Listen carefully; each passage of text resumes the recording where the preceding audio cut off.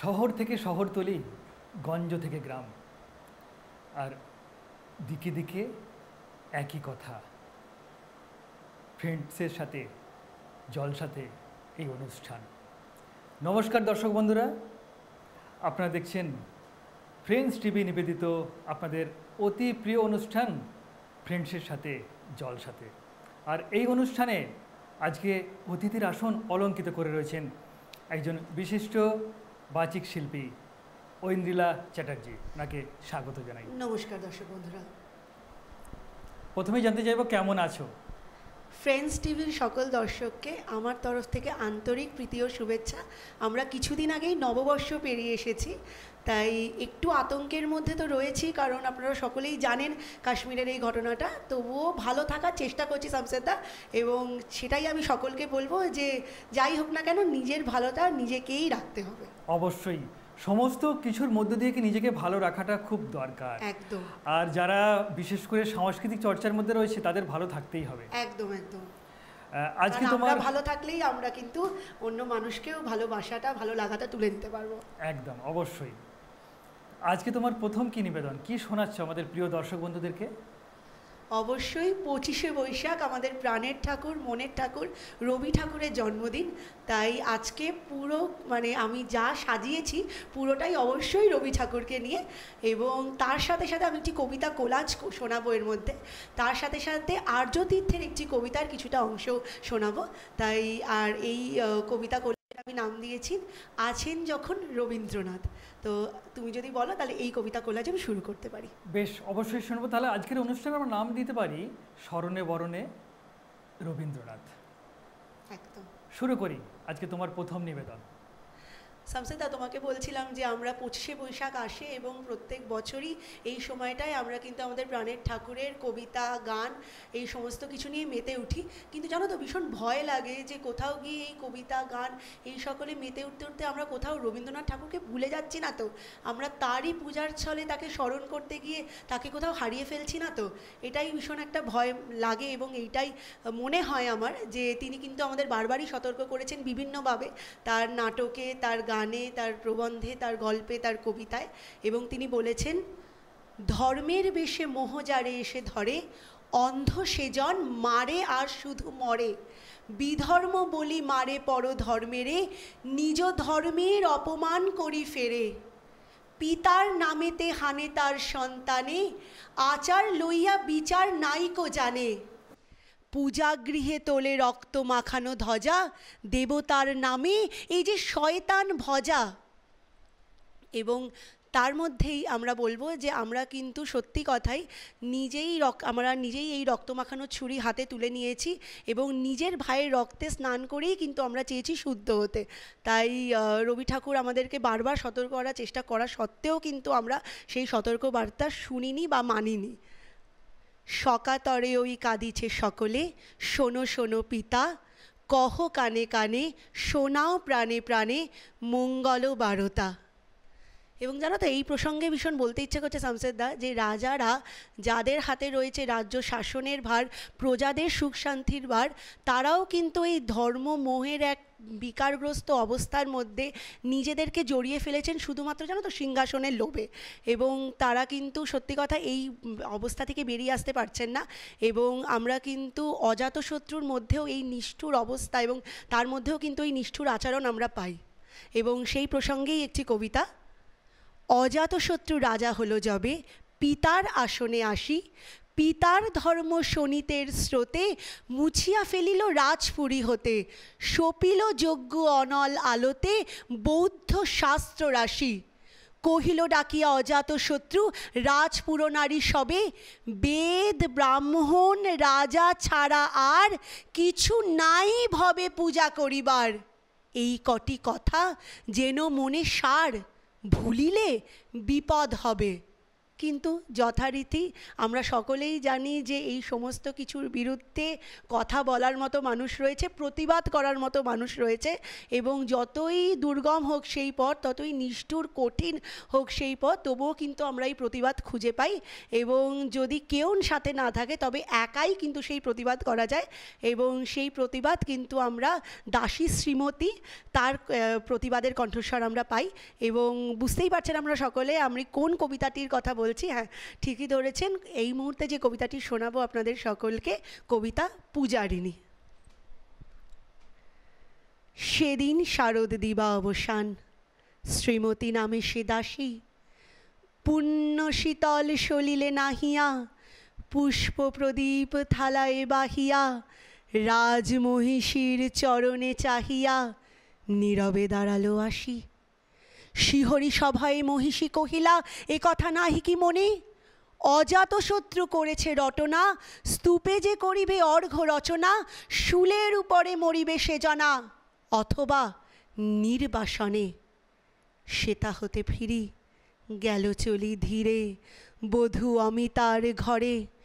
সম্মুখে রাখিয়া স্বর্ণ মুকুর, বাঁধিতেছিল সে দীর্ঘ চিকুর, আঁকিতেছিল সে যত্নে সিঁদুর, সীমন্ত সীমা পরে। শ্রীমতী রে হেরি বাকি গেল রেখা, কাঁপি গেল তার হাত, কহিল, অবোধ কি সাহস বলে এনেছিস পূজা, এখনই যা চলে, কে কোথা দেখিবে, ঘটিবে তাহলে বিষম বিপদপাত। অস্তরবীর রশ্মি আভায় খোলা জানালার ধারে, কুমারী শুক্লা বসিয়ে কাকিনী পড়িতে নিরত কাব্য কাহিনী, চমকি উঠিল শুনি কিঙ্কিনী, চাহিয়া দেখিল দ্বারে। শ্রীমতী রে হেরি পুঁথি রাখি ভূমে, দ্রুত পদে গেল কাছে, কহে সাবধানে তার কানে কানে, রাজার আদেশ আজি কে না জানে, এমন করে কি মরণের পানে ছুটিয়া চলিতে আছে। দ্বার হতে দ্বারে ফিরিল শ্রীমতী লইয়া অর্ঘ্য থালি, হে পুরবাসিনী সবে ডাকি কয়, হয়েছে প্রভুর পূজার সময়। শুনি ঘরে ঘরে কেহ পায় ভয়, কেহ দেয় তারে গালি।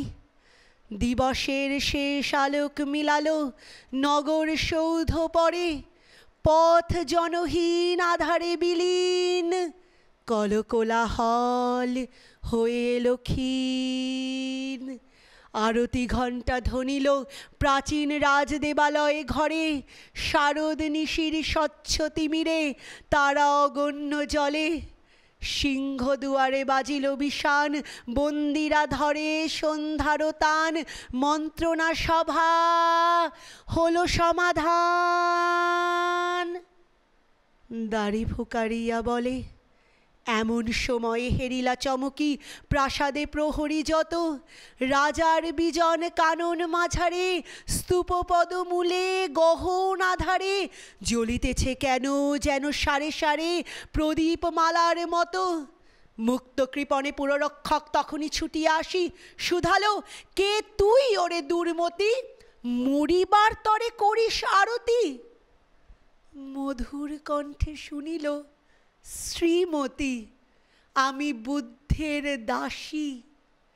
সেদিন শুভ্র পাষাণ ফলকে পড়িল রক্ত লিখা, সেদিন শারদ স্বচ্ছ নিশীথে প্রাসাদ কাননে, নীরবে নিভৃতে স্তূপ পদমূলে, নিবিল চকিতে শেষ আরতির শিখা।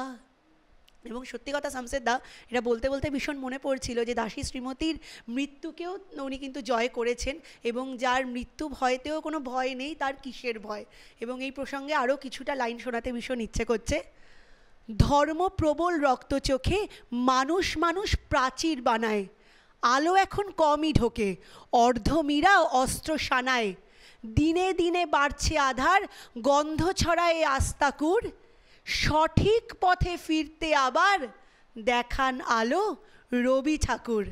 এবং সত্যি কথা, রবি ঠাকুর আমাদের স্বয়ং নিজেই বলেছেন যে পূজার বেদী রক্তে গিয়েছে ভেসে, ভাঙো ভাঙো আজি, ভাঙো তারে নিঃশেষে, ধর্ম কারার প্রাচীরে বজ্র হানো, এ অভাগা দেশে জ্ঞানের আলোক আনো। এবং এই বলেই আমি ছোট্ট দুটি লাইন দিয়ে আমি আজকে আমার এই কবিতা কোলাজ শেষ করব শামশেরদা, এবং বলতে ভীষণ ইচ্ছে করছে যে এই দেশ কেন পথ হারাবে, যার বাতিঘর রবি ঠাকুর, শুভ কেন হারবে, আছেন যখন রবি ঠাকুর। মানে সত্যি একটি প্রাসঙ্গিক কথা শুনলাম তোমার কাছ থেকে, আর তোমার কবিতা তো মুগ্ধ হয়ে শুনছিলাম, মানে মনে গেঁথে রাখার মতো। যেমন অসাধারণ তোমার বাচনভঙ্গি, ঠিক তেমনই উপস্থাপনা, মন ছুঁয়ে গেল তোমার অসাধারণ এই রবি ঠাকুরের কবিতাখানি শুনে। তোমার জন্য অনেক শুভেচ্ছা রইল। কবিতার জগতে আসাটা কিভাবে? হ্যাঁ, কবিতার জগতে আসা অবশ্যই আমার বাবার হাত ধরে, কারণ আমার বাবা, এই প্রসঙ্গে বলি, আমার বাবা লেখালেখি করেন, এবং বাবাই একদিন বলে যে তুই তো, আমার তখন স্কুল জীবনের কথা বলছি, আমার স্কুল জীবনে যে পাঠ্যগুলো ছিল সেগুলো খুব ভালো মুখস্থ করতাম আর কি। তো বাবা বলে, তোর যখন এত ভালো মুখস্থবিদ্যা রয়েছে তখন চেষ্টা কর না, যদি আরও ভালো করে আবৃত্তি করে যদি সেটা দর্শকদের শোনাতে পারিস, মানুষের মন জয় করতে পারিস। তখন বললাম যে হ্যাঁ নিশ্চয়ই, তাহলে চেষ্টা করতে ক্ষতি কী আছে।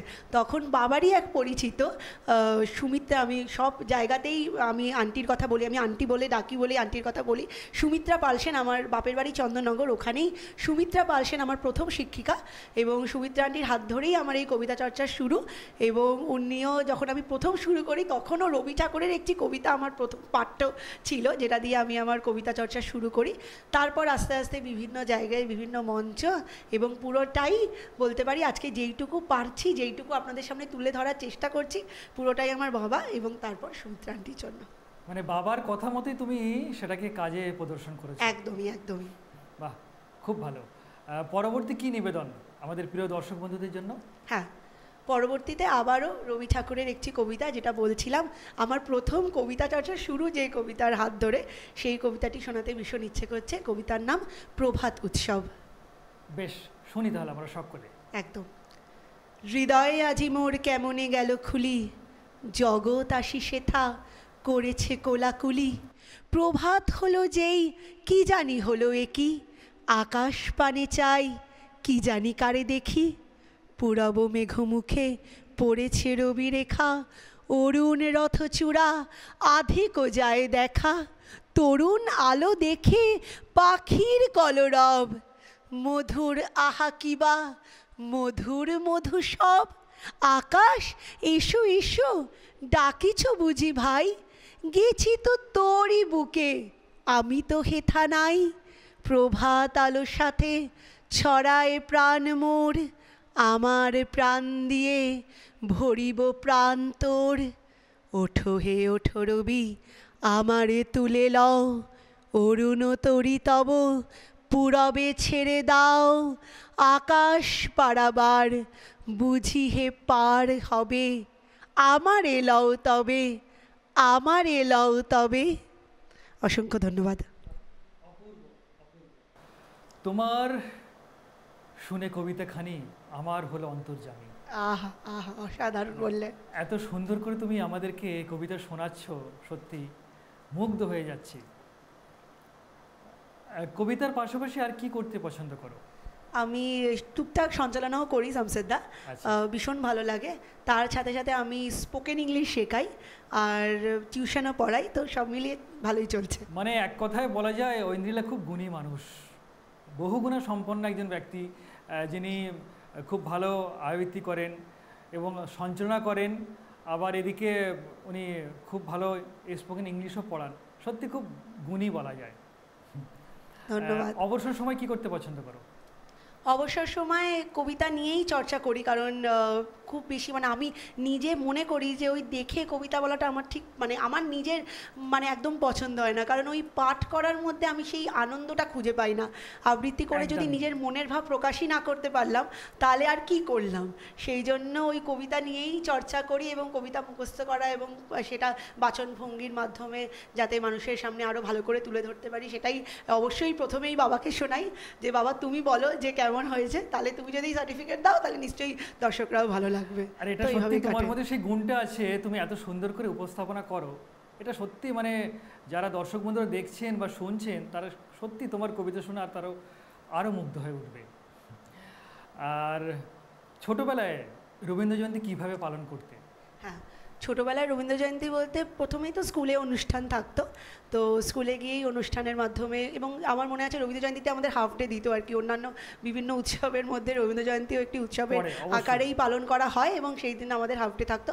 তো শুরুতেই স্কুলে গিয়ে সেখানে, এবং তারপর পাড়ায় যদি অনুষ্ঠান থাকে পাড়ায়, না হলে কোনো না কোনো জায়গাতে, মানে একদমই 25শে বৈশাখকে মানে একদম এইভাবেই পালন করি যে 25শে বৈশাখের দিন ঘরে থাকবো না, সেই দিন কোনোভাবে আর কি যতটুকু চেষ্টা করব আর কি রবি ঠাকুরকে সকলের মাঝখানে নিয়ে আসার। একদমই, কারণ আমাদের হৃদয়ে রবীন্দ্রনাথ, একদম এটা ওই দিনটা আমরা সকলেই কিন্তু কোনো না কোনো অনুষ্ঠানের মধ্যে মেতে থাকি, একদম। আর এটা প্রত্যেক বছর প্রত্যেকভাবে কিন্তু আমাদের কাছে চলে আসে। চলে আসি তোমার পরবর্তী কবিতায়, কি শোনাচ্ছ এবারে? হ্যাঁ, আমি আবারও রবি ঠাকুরের একটি খুবই পরিচিত কবিতা শোনাচ্ছি। কবিতার নাম কৃপণ। বাহ, খুব ভালো একটি কবিতা, শুনি আমরা সকলে। আমি ভিক্ষা করে ফিরতেছিলাম গ্রামের পথে পথে, তুমি তখন চলেছিলে তোমার স্বর্ণরথে। অপূর্ব এক স্বপ্ন সম লাগতেছিল চক্ষে মম। কি বিচিত্র শোভা তোমার, কি বিচিত্র সাজ। আমি মনে ভাবতেছিলাম এ কোন মহারাজ। আজ শুভক্ষণে রাত পোহালো, ভেবেছিলেম তবে আজ আমারে দাঁড়ে দাঁড়ে ফিরতে নাহি হবে। বাহির হতে নাহি হতে কাহার দেখা পেলেম পথে। চলিতে রথ ধনধান্যে ছড়াবে দুই ধারে। মুঠা মুঠা কুড়িয়ে নেব নেব ভারে ভারে। দেখি সহসা রথ থেমে গেল আমার কাছে এসে। আমার মুখপানে চেয়ে নামলে তুমি হেসে। দেখে মুখের প্রসন্নতা জুড়িয়ে গেল সকল ব্যথা। হেন কালে কিসের লাগি তুমি অকস্মাৎ, আমায় কিছু দাও গো বলে বাড়িয়ে দিলে হাত। মরি কি কথা রাজা ধীরাজ, আমায় দাও গো কিছু। শুনে ক্ষণকালের তরে রইনু মাথা নিচু। তোমার কি বা অভাব আছে ভিখারি ভিক্ষুকের কাছে, এ কেবলই কৌতুকের বশে আমায় প্রবঞ্চনা।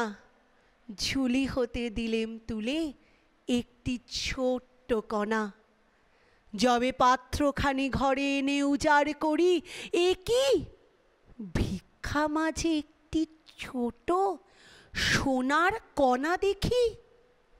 দিলেম যা রাজ ভিখারি রে, স্বর্ণ হয়ে এলো ফিরে। তখন কাঁদি চোখের জলে দুটি নয়ন ভরে। তোমায় কেন দিইনি আমার সকল শূন্য করে। ধন্যবাদ। অপূর্ব, অসাধারণ। যেমন সুন্দর কবিতা, তেমন ঠিক মনোমুগ্ধকর তোমার পরিবেশনা, সত্যি মন ছুঁয়ে গেল। তোমার কাছে জানতে চাইছি, তুমি তো অনেক কিছুর মধ্যে যুক্ত রয়েছো, এত কিছুর পাশাপাশি ঘুরতে বা খাওয়া দাওয়া করতে কোনটা বেশি ভালো লাগে? দুটোই, মানে খাওয়া দাওয়া করতে ঘুরতে, মানে কোনটা ছেড়ে কোনটা বলবো, দুটোই ভীষণ ভালো লাগে। ঘুরতে গেলে কোনটা পছন্দ করো, পাহাড় বা নদী? পাহাড়। পাহাড়। পাহাড় ভীষণ পছন্দের, এবং মানে পাহাড়ের মধ্যে আলাদা একটা আনন্দ খুঁজে পাই পাহাড়ে গেলে, তাই পাহাড় ভীষণ ভালো লাগে। বাহ, আমারও কিন্তু তাই, আমারও পাহাড় ভীষণ ভালো লাগে। বাহ, সময় পেলেই কিন্তু এক ছুটে চলে যাই পাহাড়ে। একদম, তাহলে আমাদের ভালো লাগাটাও মিলে গেল। মিলে গেল, হ্যাঁ, একদমই। সময় নষ্ট না করে চলে যাই তোমার পরবর্তী নিবেদনে। আচ্ছা, একদমই। আমার পরবর্তী নিবেদনে আবারও আপনাদের খুবই প্রিয় এবং পরিচিত একটি কবিতা, নির্ঝরের স্বপ্নভঙ্গ। আজিয়ে প্রভাতে রবির কর, কেমনে পশিল প্রাণীর পর। কেমনে পশিল গুহার আধারে প্রভাত পাখির গান।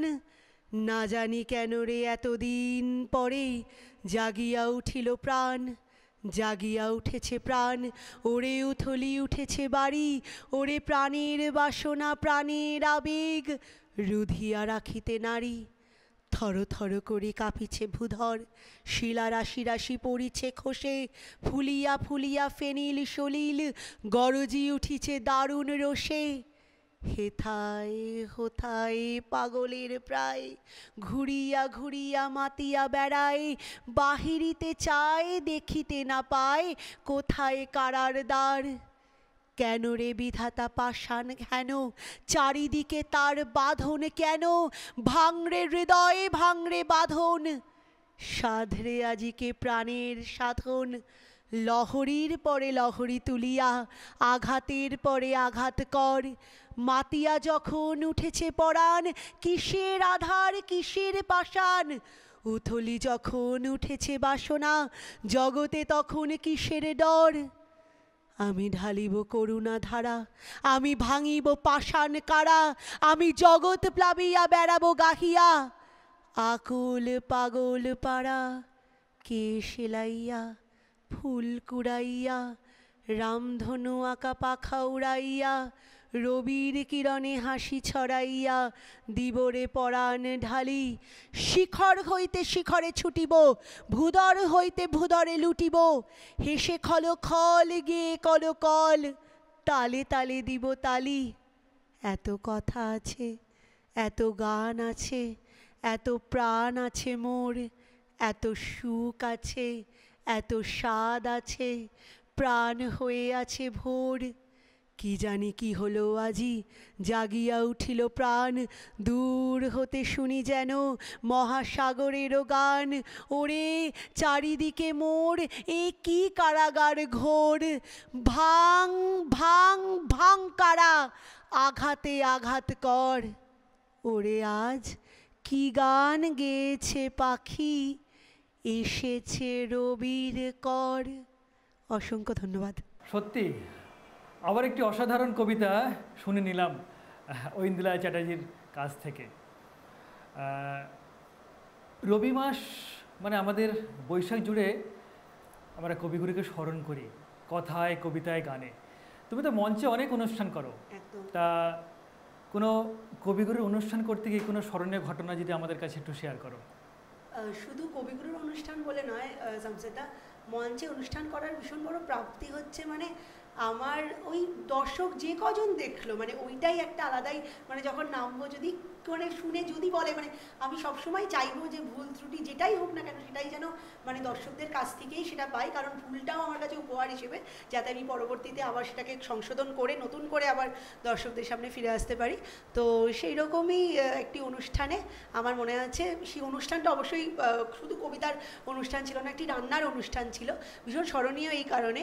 সেই অনুষ্ঠানের মধ্যে আমি যে অর্গানাইজার ছিলেন আর কি, ওনাকে আমি বলেছিলাম যে দিদি আমি তো কবিতা বলতে ভীষণ ভালোবাসি, তো যদি সুযোগ হয় আমি কিন্তু একটি কবিতা পরিবেশনা করতে চাই। তখন আমাকে বলেছিল যে নিশ্চয়ই তুমি করবে, অবশ্যই কোনো অসুবিধা নেই। তো আমি গিয়ে আমার ভীষণ এই কবিতাটিও আমার ভীষণ প্রিয় এবং আপনাদের সকলেরই ভীষণ ভীষণ পরিচিত কবিতা মল্লিকা সেনগুপ্তের আমার দুর্গা, সেই কবিতাটি আমি শুনিয়েছিলাম। আমাকে মানে হয়ে যাওয়ার পর আমাকে দিদি উঠে স্টেজে উঠে বলেন যে তুমি একটু দাঁড়াও। তা আমি তখন বললাম ঠিক আছে, তো আমি দাঁড়িয়ে আছি। তো উনি বললেন যে ঐন্দ্রিলা আমি সকলের কাছে বলবো যে তুমি এত সুন্দর করে এই পরিবেশনাটি করেছো, আমার লাইভ করা হয়নি। তো আমি আর কি সবারকে বলবো আর কি যে তুমি আবার করে মানে তাতে আমাদের অনুষ্ঠানে ডিলে হলে হোক আমার কোনো অসুবিধে নেই, কিন্তু আমি অ্যাজ আ অর্গানাইজার বলছি তুমি কবিতাটা আবার শোনাবে সকলকে, এবং এইবার আমি কিন্তু কবিতাটা লাইভ করব। তো এটা যে কত বড় পাওনা, এটাই আমাদের কাছে পরম পাওনা। একদমই তাই। তো তখন আমি আর কি মানে এতটা খুশি হয়েছিলাম যে যিনি অর্গানাইজার তিনি স্বয়ং এই কথাটা বলছেন, মানে এর যে আনন্দের আর কি থেকে আনন্দের আর থেকে গর্বের মনে কিছুই আর হয় না, সেটাই। তো সেটা ভীষণ মনে পড়লে তাই আজকে ফ্রেন্ডস টিভি দর্শকদের শেয়ার করা। এটা সত্যি মানে দর্শকরা শুনে ভীষণ আনন্দ পাবে যে এরকম ঘটনা আমাদের মনের মণিকোঠায় মানে আজীবন গেঁথে থাকে। একদমই তাই। সময়ের বাঁধনে আমরা বাঁধা, তাই একদম শেষ মুহূর্তে এসে উপস্থিত হয়েছি। তোমার শেষ নিবেদন কি শোনাচ্ছ? একদম শেষে আবারও একটি আমার খুব প্রিয় কবিতা, এবং একটি ছোট্ট কবিতা, কারণ তুমি বললে যে সত্যি সময়টা আমাদের কাছে সত্যি একটা বাধা, কিছু করার নেই। তো সেই জন্যেই এই কবিতাটি আবারও রবি ঠাকুরের একটি ছোট্ট কবিতা, আমার ভীষণ প্রিয় কবিতা পথের বাঁধন। এই কবিতাটি আমি আমার অনুষ্ঠান শেষ করছি। বেশ। পথ বেঁধে দিল বন্ধনহীন গ্রন্থি, আমরা দুজন চলতি হাওয়ার পন্থী। রঙিন নিমেষ ধুলার দুলাল, পরাণে ছড়ায় আবির গুলাল। ওড়না ওড়ায় বর্ষার মেঘে দিগঙ্গনার নৃত্য। হঠাৎ আলোর ঝলকানি লেগে ঝলমল করে চিত্ত। নাই আমাদের কনক চাপার কুঞ্জ, বনবিথিকায় কীর্ণ বকুল পুঞ্জ। হঠাৎ কখন সন্ধে বেলায় নামহারা ফুল গন্ধ এলায়। প্রভাত বেলায় হেলা ভরে করে অরুণ কিরণে তুচ্ছ। উদ্ধত যত শাখার শিখরে রডোডেনড্রন গুচ্ছ। নাই আমাদের সঞ্চিত ধনরত্ন, নাই রে ঘরের লালন ললিত যত্ন। পথপাশে পাখি পুচ্ছ নাচায়, বন্ধন তারে করি না খাঁচায়। ডানা মেলে দেওয়া মুক্তি প্রিয়ের, কুজনে দুজনে তৃপ্ত। আমরা চকিত অভাবনীয়ের, কচিত কিরণে দীপ্ত। অসংখ্য ধন্যবাদ সকলকে। বাহ, আজকে কথায় কবিতায় স্মরণে বরণে রবিগুরুকে আমরা শ্রদ্ধা জানালাম। আর আমাদের মধ্যে উপস্থিত ছিলেন একজন বিশিষ্ট বাচিক শিল্পী ঐন্দ্রিলা চ্যাটার্জি। আজকের এই সন্ধ্যাটা একটা অসাধারণ হয়ে থাকলো আমাদের কাছে। ওনার জন্য অনেক শুভেচ্ছা শুভকামনা রইল। আগামী দিনগুলো আরও উজ্জ্বল হয়ে উঠুক, ওনার সাংস্কৃতিক জীবন উৎকর্ষতার আলোতে উজ্জ্বল হয়ে উঠুক, এই কামনা করি।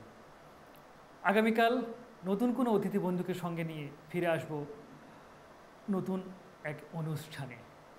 সকলে ভালো থাকবেন, সুস্থ থাকবেন এবং অবশ্যই সাবধানে থাকবেন। নমস্কার।